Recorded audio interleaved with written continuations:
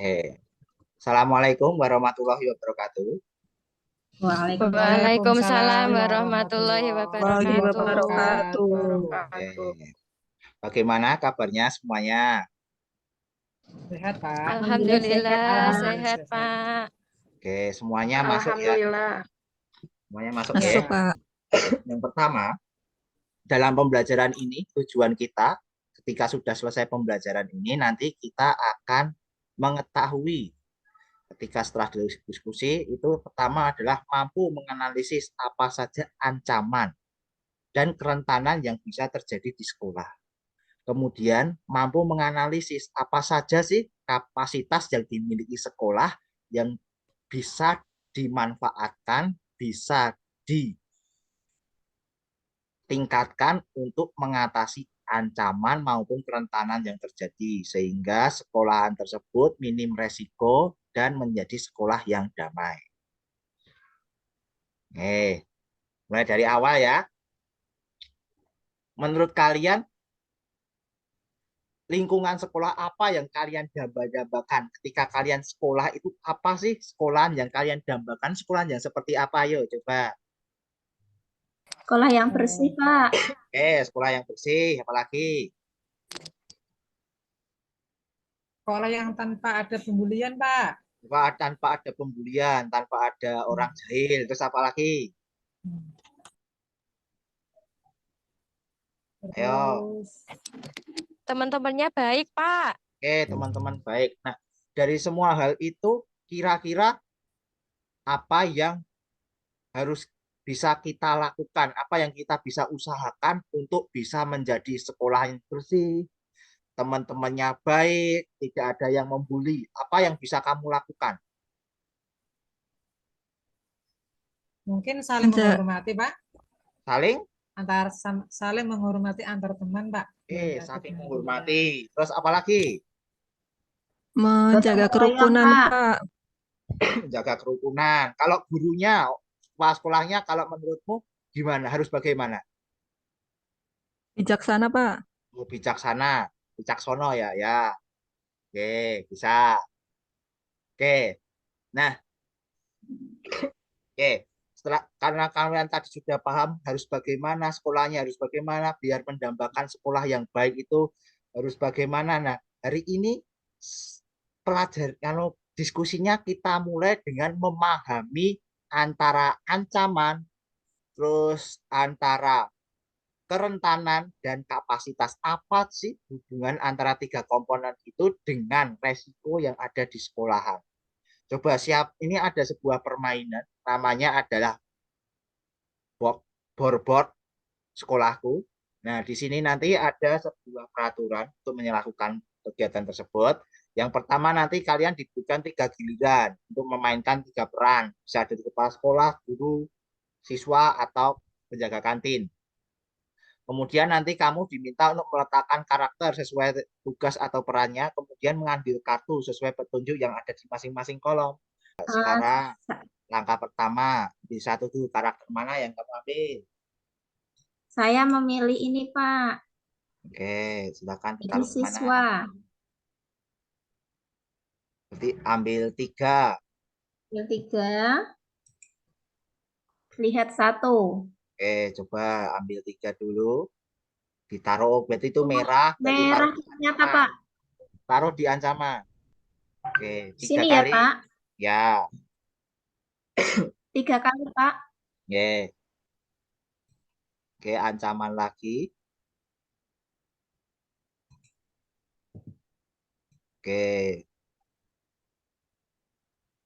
Sekarang boleh lihat 1.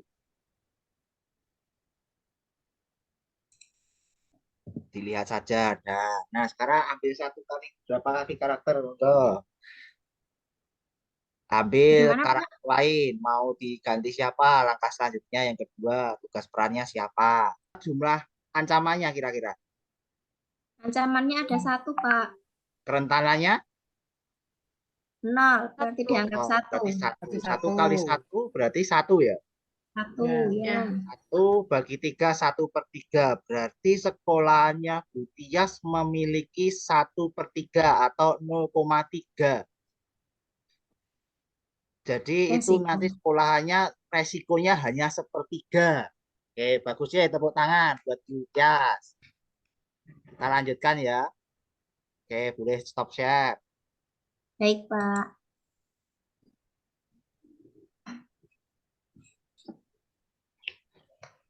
Oke, kita lanjutkan. Dari kegiatan tadi, oke, coba kira-kira Bu Tias tadi gagal apa berhasil? Berhasil, Berhasil. Pak. Kenapa kok berhasil? Karena resikonya itu sedikit, Pak, Oh, dari karena resikonya sekolahnya sedikit, tadi. 1/3. Komponen apa yang harus diperkuat biar resikonya berkurang? Kalau resikonya berarti yang kapasitasnya itu harus banyak, Kapasitasnya ya, Pak. Pak. Harus banyak itu. Kapasitasnya harus diperbesar. Nah, jadi kalau disimpulkan, kartu apa yang harus diambil ketika jika diperbolehkan nambah kartu, kartu apa yang kamu pilih antara ancaman, kerentanan, sama kapasitas? Biar Kapasitas, Pak. resikonya Kapasitas, Pak. kenapa? Kenapa kok kapasitas? Agar resikonya Karena rendah, Pak. Oke, agar resikonya Resikonya rendah. rendah, jadi bisa menang. Oke, sip. Dengan tambah kapasitas, resikonya rendah, tidak mendapatkan SP ya, karena kalau lebih kartunya ancaman dan kerentanan juga tambah, ada surat peringatan. Semakin banyak kapasitas, kartu kapasitas berarti semakin sedikit resikonya. Oke. Nah, kita bahas tentang ini. Untuk menciptakan sekolah yang damai, kita harus meningkatkan kapasitas. Nah, tadi kan untuk biar resikonya kecil, sekolahnya jadi damai, kapasitas kartunya harus banyak, serta mengurangi ancaman dan kerentanan, sehingga resikonya menjadi kecil. lebih kecil. Nah, apa sih yang dimaksud dengan sekolah damai itu?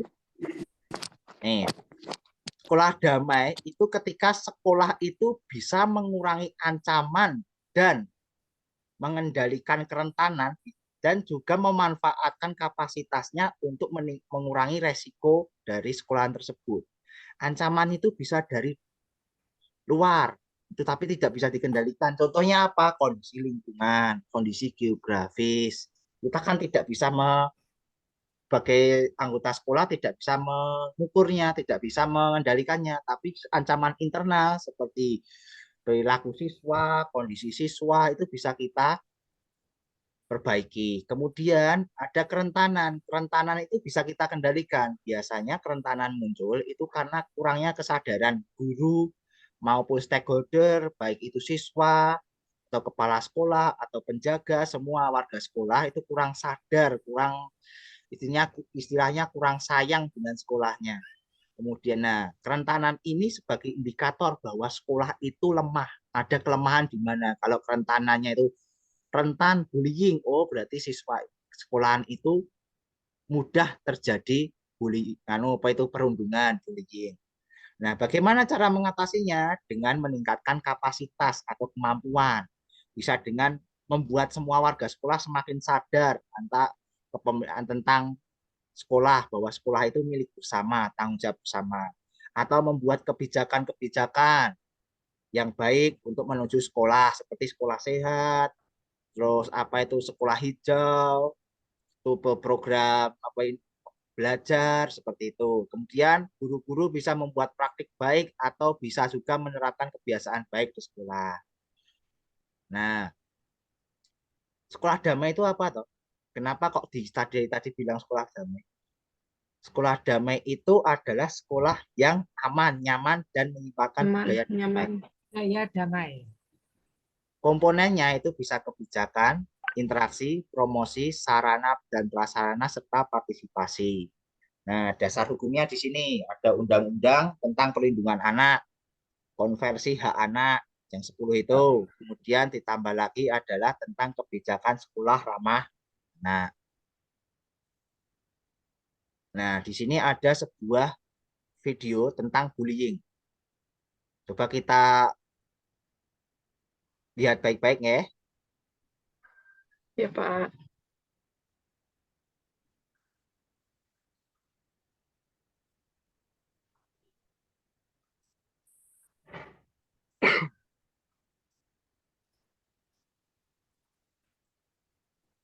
Oke, udah ya.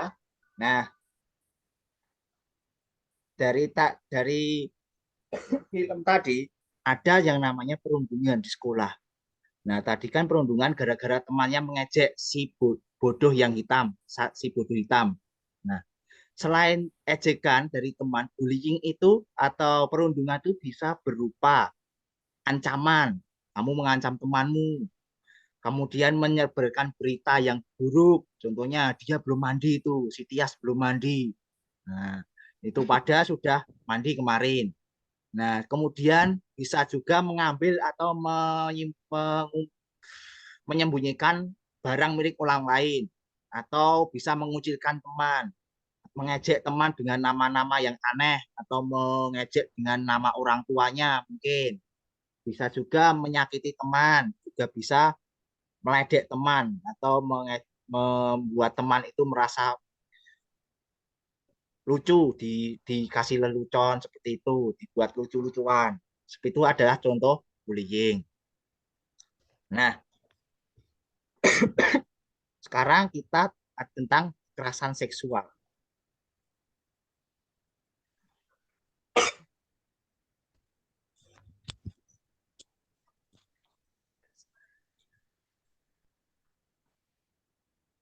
Suaranya tidak ada, Pak.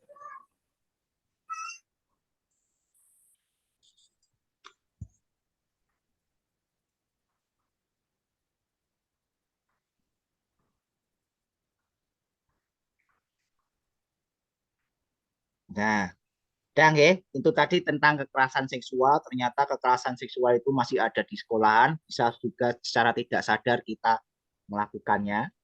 Oke.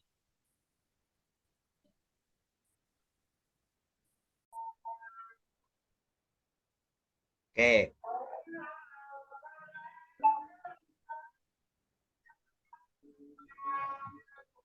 Untuk yang kelima itu kita tentang diskriminasi atau toleransi.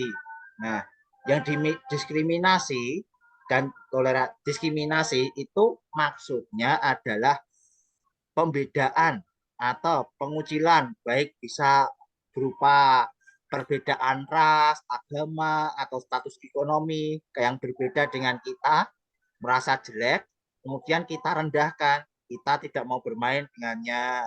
Contohnya atau teman yang badannya hitam, kamu nggak mau bermain dengannya. Nah, seperti itu. Orang yang agamanya beda denganmu, teman kamu di sekolahan, terus kamu nggak mau bermain, itu namanya diskriminasi. Sebaliknya, kalau kamu mau bermain, itu namanya toleransi. Nah, diskriminasi dan intoleransi itu bisa berupa ancaman. Kamu mengancam, woi, kue Kristen, kue kafir, kue mlebu rokok. Nah, itu nggak boleh. Itu namanya ancaman. Atau bisa berupa intimidasi. Intimidasi orang yang beda beda fisiknya, yang gendut biasanya dijadikan tempat untuk jotos-jotosan, pukul-pukulan. Nah, itu termasuk intimidasi atau kekerasan yang berujung pada diskriminasi atau intoleransi. Ya, itu hal yang tidak boleh dilakukan. Nah, pada kegiatan ini selesai, yang tugas kita selanjutnya adalah yang pertama menuliskan apa saja ancaman dan kerentanan yang menjadi resiko di sekolah kita. Kemudian program apa yang sudah dilakukan Ibu dan Bapak untuk menumbuhkan sekolah yang damai.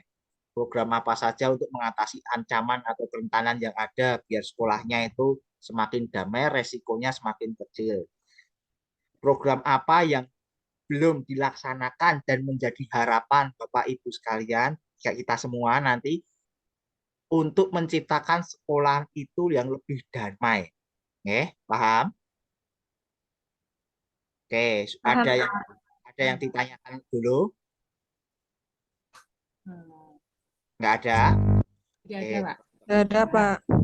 berarti terakhir nanti hasil dari programnya itu nanti diupload ya di Google Drive. Nanti linknya di-share bareng-bareng, nanti kita evaluasi bersama. Nah, Iya, sekian Pak. dari kita semua diskusinya hari ini. Untuk mengakhiri diskusi, kita ucapkan alhamdulillah bersama-sama. Alhamdulillah. Alhamdulillah. Rabbil alamin.